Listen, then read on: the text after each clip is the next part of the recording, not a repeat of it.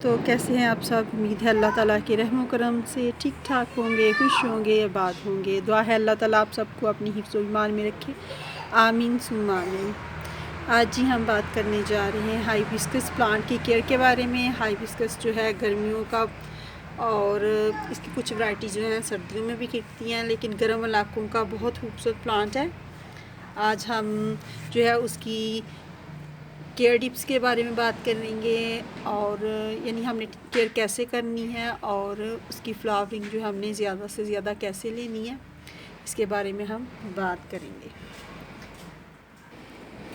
हाँ जी, सबसे पहले हम बात करते हैं वेरीगेटेड हाइबिस्कस के बारे में। ये एवरग्रीन प्लांट है। वैसे तो जो है हाइबिस्कस की दूसरी जो हैं वैराइटीज़ जो हैं, हाँ देसी वैराइटीज़ जो हैं, उनके पत्ते जो हैं सर्दियों में झड़ जाते हैं। यानी जिन इलाकों में काफ़ी ज़्यादा सर्दी पड़ती है उधर जो है इसके पत्ते झड़ जाते हैं। लेकिन ये जो है वेरीगेटेड वैरायटी, इसके पत्ते जो हैं सर्दियों में भी कायम दायम रहते हैं। ये जी 12 महीने खिलने वाला फूल है। अगर आपके यहाँ सर्दी काम है तो फिर भी सर्दियों में भी ये फ्लावरिंग करेगा, और असल खूबसूरती तो इसके पत्तों में छुपी हुई है। तो केयर टिप्स की बात कर लें तो सबसे पहले हम बात करते हैं सॉइल की। सॉइल जो है आपने जो है वेल ड्रेन रखनी है। उसमें एक हिस्सा कंपोस्ट और 2 हिस्से जो है आपने बालू मिट्टी के शामिल करने हैं, ठीक है। और इस पौधे को तकरीबन गर्मियों में हर रोज़ पानी की ज़रूरत होती है, अगर आपने बड़े गमले में लगाया है। और अगर आपका गमला जो है 9 इंच, 10 इंच या 8 इंच का है तो फिर आपको इसमें गर्मियों में दिन में 2 बार जो है पानी देना पड़ेगा, क्योंकि इसे फ्लावरिंग करने के लिए पानी की और धूप की ज़रूरत होती है, ठीक है। सॉइल की बात होगी, अब पानी की बात भी हो गई है। अब हम बात कर लें वेदर की। तो इसे गर्म वेदर पसंद है, और तकरीबन इसे फ्लावरिंग करने के लिए 4-5 घंटों की धूप जो है लाजमी चाहिए होती है। अगर सारा दिन भी धूप में रहे तो तब भी इसका कुछ भी नहीं बिगड़ता। इसे ज़मीन में चाहे लगाएं, ज़मीन में तो इसकी ग्रोथ इतनी ज़्यादा होती है, इतने फ्लावर्स आते हैं कि हद नहीं। लेकिन गमलों में भी आप बहुत से फूल पा सकते हैं। कैसे? यानी हम जो है इसे फर्टिलाइज़ करेंगे।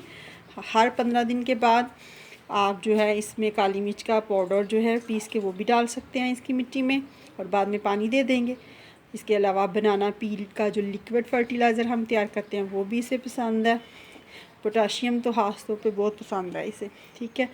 और अगर बात कर ले बायो एंजाइम की तो वो भी इसे बहुत सूट करता है। इससे पत्तों में खूबसूरती आती है, फ्लावरिंग को बूस्ट करता है।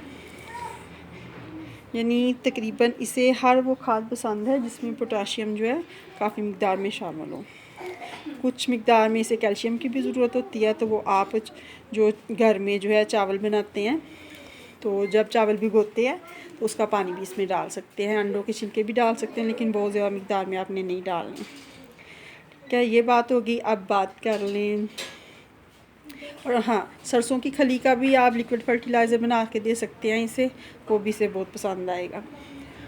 जो भी यानी आपने घर में जो है फ्रूट्स का फर्टिलाइज़र या इस तरह का कोई भी फर्टिलाइज़र जो है अच्छी तरह से बनाया हुआ वो इसे दे सकते हैं। और अगर बात कर ले जाए इसकी बीमारियों की, तो आमतौर पे जो है इसे मिली बग्स का जो है इस पर अटैक होता है। यानी वाइट कलर के थोड़े से कीड़े होते हैं अजीब चिपचिपे से, वो इस पर आते हैं। उसके लिए आप बायो एंजाइम का स्प्रे करते रहें वीकली, तो उससे बहुत फ़ायदा होगा। अगर वो आपके पास नहीं है तो आप दालचीनी का पाउडर जो है उसे पानी में मिक्स करके थोड़े घंटे रख के, या फिर दालचीनी को पानी में उबाल के 1 लीटर पानी में तकरीबन 1.5 इंच या 2 इंच का टुकड़ा, तो वो भी आप इसके ऊपर हफ्ते में 1 बार स्प्रे कर सकते हैं। या फिर कोई सोपी सॉल्यूशन तैयार कर लें हल्का सा, यानी सोप कोई डाल के पानी में लिक्विड जो है होता, तो वो भी आप यूज़ कर सकते हैं। और अगर ये सारा कुछ आपके पास नहीं है तो फिर आप पानी की तेज़ धार से इसके पत्ते जो हैं उल्टे करके उनके नीचे पानी की तेज़ धार भी आप दे सकते हैं, उससे भी जो है कीड़े जो हैं चले जाएंगे, ठीक है। अब बात कर लें कि बाज़ लोग कहते हैं कि हमारे जो हैं पत्ते नहीं आ रहे या पीले होके झड़ रहे हैं। पीले होके अमूमन इसके पत्ते उसी वक्त झड़ते हैं जब उनका उम्र जो है पूरी हो जाए, ठीक है। और ख़ास तौर पे जो वाइट हाइबिस्कस है इसके पत्ते जो हैं झड़ जाते हैं। तकरीबन जनवरी फरवरी में ये मुकम्मल गंजा हो जाता है।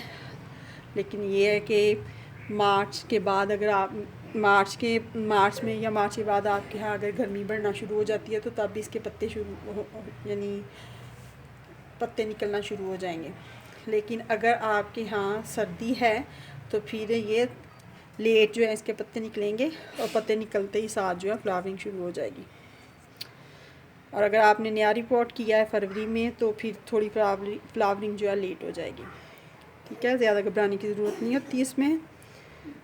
आप बस जो है थोड़े यानी इसे फर्टिलाइज़ करें तो ये ब्लूमिंग जो है शुरू कर दे। अब अगर बात की जाए इनकी प्रोपोगेशन की, तो प्रोपोगेशन जो है इनकी शुरू हो जाती है आप जो है मौसम बहार में यानी फरवरी में भी इनकी कटिंग लगा सकते हैं और मौसम बरसात में भी इनकी यानी बहुत इजी टू ग्रो होती है। प्लांट तो है इजी टू ग्रो, उसके साथ कटिंग लगाना भी बहुत आसान है। बहुत जल्दी जो है इसका प्लांट जो है रूट पकड़ता है, ठीक है। आपने जो है इसकी कटिंग लगा के शेडी एरिया में रखना है और पानी की कमी नहीं होने देनी, लेकिन पानी खड़ा भी नहीं लेना चाहिए। और इसके अलावा आपने गर्मियों में इसे खूब पानी देना है सुबह शाम, क्योंकि धूप में रहता है तो इससे जो है इसकी सेहत जो है ठीक रहेगी। लेकिन यह है कि मिट्टी में पानी खड़ा नहीं रहे, नहीं तो फंगस आने का भी खतरा होता है जड़ों में, ठीक है। और गर्मियों में अगर आप मल्चिंग करना चाहें तो इसमें कर सकते हैं।